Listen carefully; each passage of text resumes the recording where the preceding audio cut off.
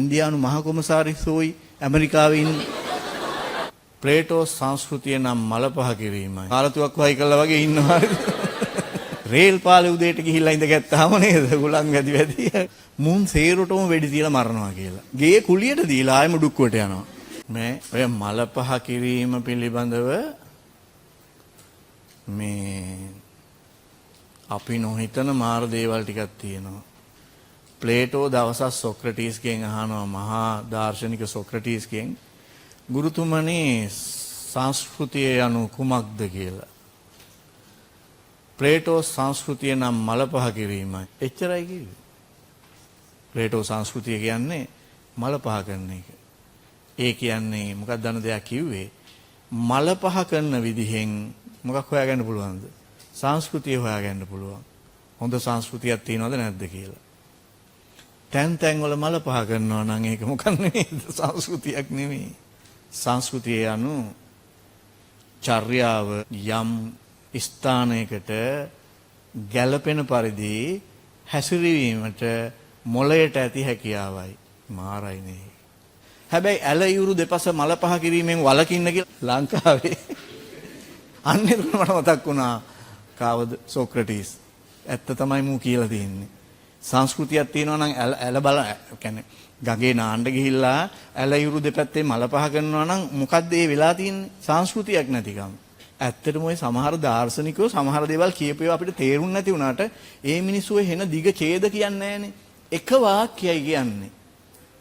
ඊටු ටික අපි තේරුම් ගන්න ඕනේ. හරියටම හරි ඕන තැනකට දාලා බලපුවාන් ඒක හරිනේ බලන්නකෝ. දැන් ඉන්දියාවේ ඔයගොල්ලෝ හොයලා බලන්න ජනගහණයට වඩා මොබයිල් ෆෝන් තියෙනවා. ඒ කියන්නේ එක දෙකක් පාවිච්චි කරනවද? ඔව් ඒක තමයි හේතුව. 2 3 4 5 තියෙන උන් ඉන්නවා මොබයිල් ෆෝන්. හැබැයි ජනගහණයෙන් සෑහෙන ප්‍රමාණයට වැසිකිලි නැහැ.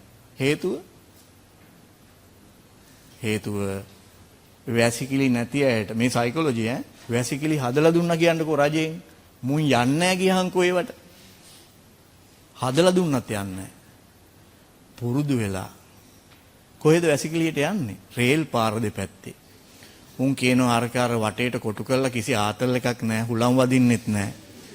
රේල් පාලේ උදේට ගිහිල්ලා ඉඳගත්තාම නේද? හුලම් වැඩි වැඩි. රේල් පාරේ යනකොට මේ ඈත අතීතේව නෙවෙයි දැන් අදටත් තියෙනවා ඉන්දියාවේ සමහර ප්‍රදේශවල යන්න බෑ. පුදුම ගඳක් තියෙන්නේ. හරිද? උදේ යනකොට පේනවා කට්ටිය කාලතුවක් වයි කළා වගේ ඉන්නවා. හරිද? ඇමරිකාවේ ඉන්න විදේශ කටයුතු පිළිබඳ ඇමති ඉන්දියාවේ ඇවිල්ලා ඉන්දියාවේ චාරිකාවක් ගිහිලා මේව එකේ. ඒ ඉන්දියන් මහා කොමසාරිස් එක. අතනින් යනකොට මොකද්ද ওই අම්මෝ මා බෑඩ් ස්මෙල්ස් අම්මෝ ගියා බලනකොට අර මේ මිනිස්සු එහෙම උදේක යනකොට දැක්කා. ඊට පස්සේ ඇමරිකාවේ හරිද විදේශ ඇමති කිව්වලු මගේ රටේ වුණා නම් එහෙම මම අනිවාර්යෙන් කෝච්චිය නවත්තලා ගිහිල්ලා මුන් සේරටම වෙඩි තියලා මරනවා කියලා. හරි මොනවාද ওই වනචාරීනේ කෝ uncivilized people එහෙම කියලා. හරි දැන් ඔගේ අනිත් පැත්තටත් දැන් ඉන්දියානු එක්කෙනා විදේශ ඇමති අරේ ගිහින් අඩේ එහෙත් දවසක් යනකොට එකෙක් ඇමරිකාවේ ආන් ඒ වගේ ඉඳගෙන ඉන්නවලු රේල් පාරායිනේ. අර ගෑලේ ඔය තමුසේ කිව්වට අරලනවා තමුසේ රටේ තරවල්නවා වර. අර උට්ටක් ගාලා නැත්තුවා මේක ගත්ත පිස්තෝලේ ගියා. වෙඩි තියෙන සද්දයක් ආවේ නැහැ ඔළුව කහ කහ එනවලු. හරි යහුල්ල කියලා හරිද? ඔව්. ඇයි සංස වෙඩි තියෙනවා කිව්වේ අපේ රටේ නම්?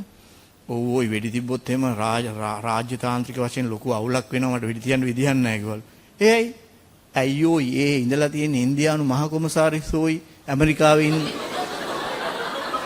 ඌට කොච්චර මන්දිරයක් දුන්නත් ඌට ආතල් එකක් නැහැ. ඒක එකක් අදාලා හරිද? රේල් පාර අයිනටම යනවා. ඕ අපිට හිතෙනවා නේද බොරු විහිළු කියලා වෙන්න පුළුවන්. හැබැයි ලංකාවේ ඔය කොළඹ පැත්තේ මුඩුක්කු නිවාසවල ඉන්න අයට ගෙවල් හදලා දුන්නා රජයෙන්. උන් මොකද කරලා තියෙන්නේ කියලා හොයලා බලන්න. ගේ කුලියට දීලා ආයෙ මුඩුක්කුවට යනවා. ඌට හරියන්නේ නැහැ හරකින් එක. මාර පුදුම වැඩක් ඒක. ඕගොල්ලෝ පුළුවන් නම් පස්සේ කාලෙක අධ්‍යයනය කරලා බලන්න human behavior pattern මාර ලස්සනයි.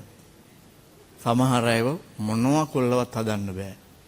ඔය ඕවට ගැලපෙන ප්‍රස්තාපිකලුත් තියෙනවා අපේ ලංකාවේ. මොකද කූඩැල්ල මෙට්ටේ උඩ තියන්න බෑ. ඒවා හැදිලා තියෙන්නේ නිකන් නෙමෙයි. මානව චර්යාවක් එක හැදිලා තියෙන්නේ. ආරයිනේ.